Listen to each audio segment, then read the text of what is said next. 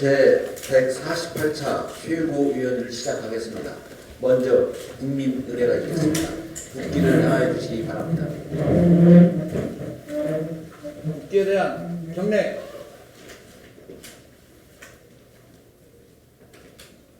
바로 이하 생략하겠습니다.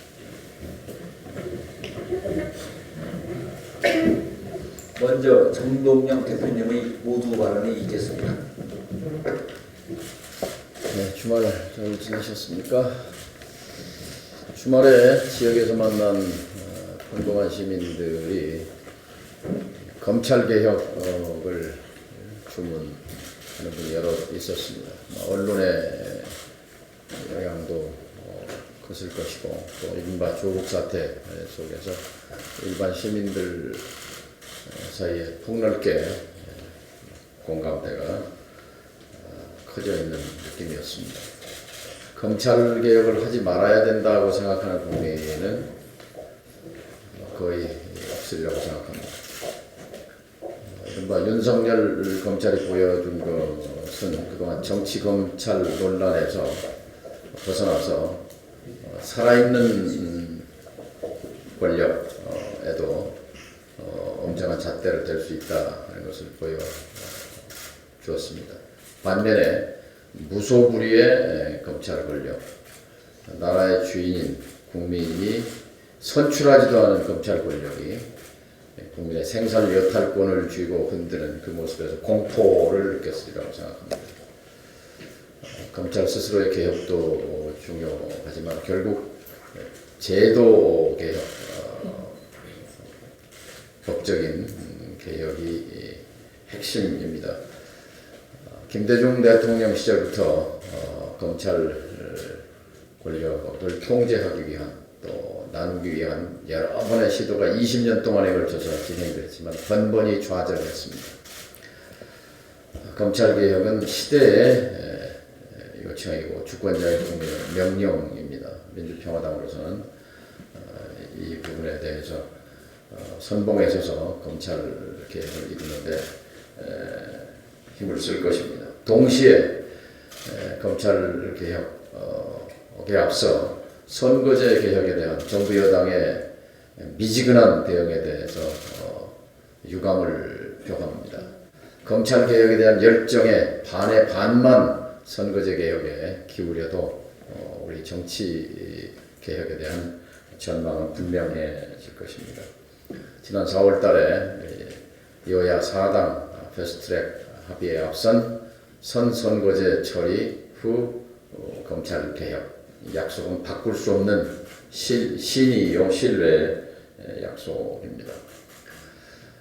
이 정권의 지지율이 촛불 이후 39%로 신뢰할 만한 여론조사 기관에서 나타난 것에 대해서 정권 차원의 충격이 크리라고 생각합니다.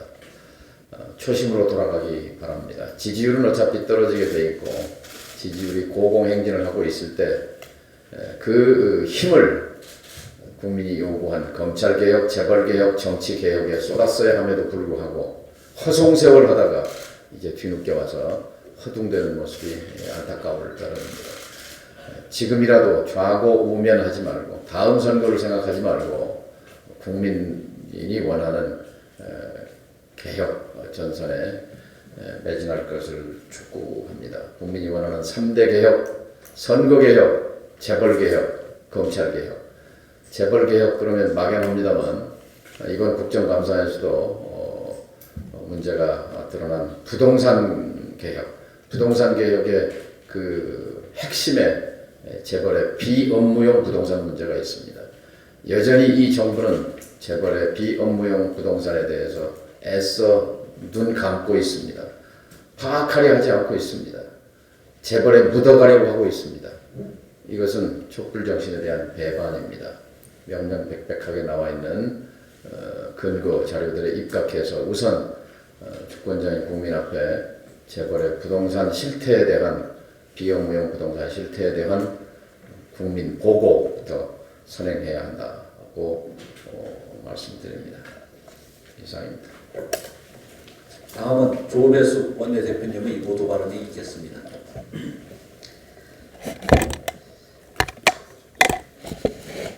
조배숙 원내대표입니다.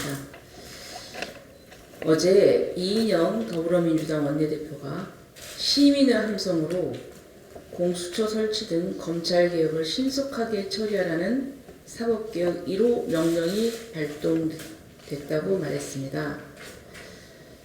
그러나 민주당은 여전히 시민의 명령을 잘못 알아듣고 있습니다. 조국 장관을 사퇴시킨 대다수 시민들의 1호 명령은 사법개혁이 아니라 국론 분열 수습입니다. 민주당은 검찰개혁 관련 법안들을 패스트트랙에 올릴 때 선거제 개혁법을 먼저 처리한 뒤에 검찰개혁법을 상정하기로 야 3당과 약속했습니다. 그런데 지금 검찰개혁 관련 법안들을 먼저 처리하자는 것은 또 한 번 진영 싸움을 벌이겠다는 것입니다. 국론을 또 한 번 분열시키겠다는 기도입니다. 민주당의 국민 편 가르기에 국민들은 피곤합니다. 끊임없이 국민을 편가르는 민주당은 여당 자격이 없습니다. 시민들의 1호 명령은 국론 분열 수습을 위한 민주당의 반성과 사과입니다. 정부가 우리나라의 세계무역기구 개발도상국 직위를 내놓기로 결정했다고 합니다. 공식 결정 시점은 오는 25일 대외경제장관회의가 요력하다고 합니다. 지난 7월 25일 트럼프 미국 대통령은 미국 무역대표부 USTR에 경제 발전을 이룬 나라들이 개도국 지위 혜택을 받지 못하도록 모든 수단을 강구하라고 명령하고 해당 국들에게는 90일 이내에 결정하라고 엄포를 놓았습니다. 10월 23일이 90일째에 해당합니다.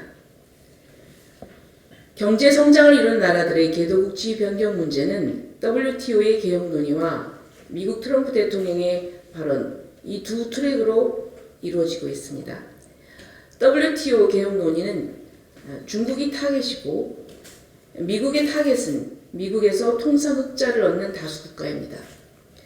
그동안 통상교섭본부는 미국의 개도국 지위 박탈 요구에 대해서 개도국 지위 박탈은 자국만이 할 수 있기 때문에 미국이 일방적으로 할 수 없다고 답해왔습니다.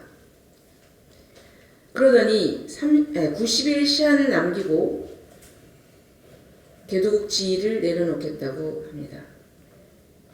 통상교섭본부는 국민을, 특히 농어민을 기만했습니다. 정부는 개도국 지위 문제에 대해 무책임하기까지 했습니다. 8월 16일 제14차 통상추진위원회, 9월 20일 제207차 대외경제장관회의 주제에 트럼프의 개도국 혜택 박탈 명령 대응은 들어있지 않았습니다.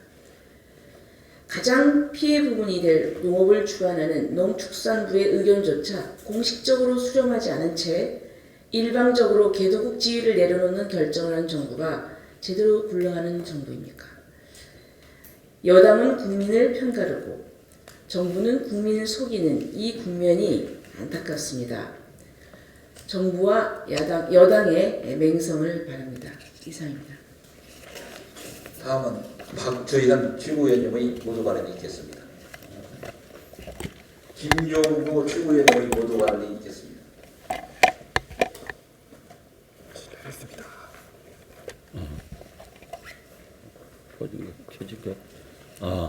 들려요? 문재인 정부도 과거 정부를 닮아가고 있습니다. 집권 초에 대기업 회장단을 불러서 투자 규모와 신규 채용 몇 명 할 것인가 장밋빛 청사진을 제시하였습니다. 집권 3년 차인데 공공기관의 무기계약직을 정규직으로 전환한 사례 빼고는 민간기업의 정규직 전환은 먼 나라 이야기입니다. 최근 2달 동안 고용률이 올랐다고 하지만은 정부 보조금으로 지원한 일자리인 공공근로, 파트타임 등 취약계층 일자리를 정규직이나 좋은 일자리라고 볼 수 있습니까? 경제가 문제시되자 삼성과 현대차 공장으로 달려갔습니다. 그것도 모자라 건설 경기 부양으로 침체된 경기를 부양해야 한다는 뉴스를 보면서 문재인 정부도 한계가 왔구나 하고 느꼈습니다. 정부의 핵심 구간인 지나가는 이 시점에 조국 전 장관 임명권으로 분열된 국력 소모가 너무 크다고 생각합니다. 미국도 부담스러워하는 문재인 니고시에이터 역할, 시간 끌기로 버티는 검찰개혁, 투자 약속한 기업들의 경기 침체를 이유로 한 투자 지연과 해외 투자 등